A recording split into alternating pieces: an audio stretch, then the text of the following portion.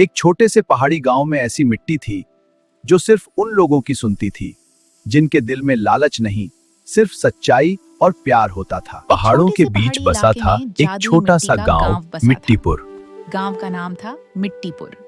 यहाँ की मिट्टी साधारण नहीं थी। अगर कोई इंसान सच्चे दिल से कुछ बोता या बनाता तो वो मिट्टी जादू इसमें कर जादू देती। था। सूखी जमीन पर हरे भरे फसल उगाते, टूटे हुए बर्तन फिर से नए हो जाते और बीमार पेड़ दोबारा फल फूल लाने लगते। गांव में रहता था राहुल, एक 12 साल का अनाथ लड़का। वह अपने नाना के साथ एक पुरानी कच्ची झोपड़ी में रहता था। राहुल बहुत मेहनती था, लेकिन गांव के कुछ लालची लोग उसे चिढ़ाते थे। वे कहते, ये अनाथ लड़का क्या कर लेगा? जादुई मिट्टी भी इसके लिए कुछ नहीं करेगी।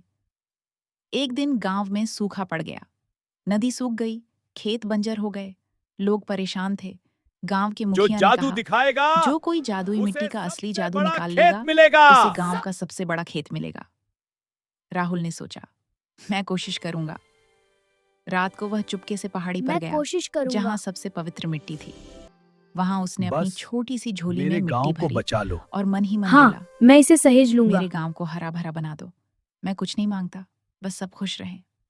अगली सुबह जब राहुल उठा तो देखा कि उसकी झोपड़ी के सामने एक छोटा सा बगीचा उगाया था। उसमें तरह तरह के फल और सब्जियां लहलहा रही थीं। ये कैसे हुआ? गांव वाले हैरान रह गए, लेकिन लालची किसान रामू ने सोचा कि यह जादू उसका है।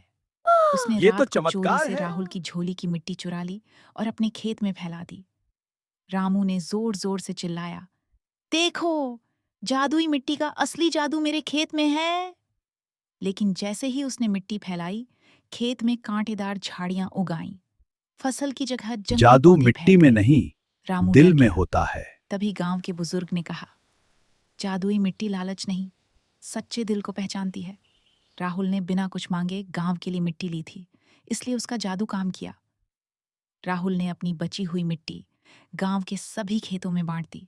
उसने कहा, यह मिट्टी किसी एक की नहीं, सबकी है। जैसे ही मिट्टी खेतों में गई, सबकी है। सूखी जमीन हरी हो गई। नदी में फिर पानी बहने लगा, पेड़ों पर फल लद गए। पूरे गांव में खुशी छा मिट्टीपुर फिर से जिंदा हो रामू गया। शर्मिंदा होकर राहुल के पास आया और माफी मांगी। राहुल ने मुस्कुराते हुए कहा, कोई बात नहीं चाचा, जादू दिल में जादू तो होता मिट्टी है। का नहीं, हमारे दिल का है। अगर दिल साफ हो तो हर मिट्टी जादुई हो जाती है। उस दिन से मिट्टीपुर गांव और भी समृद्ध हो गया। लोग अब लालच छोड़कर एक दूसरे की मदद करने लगे। राहुल बड़ा होकर गांव का नया मुखिया बना।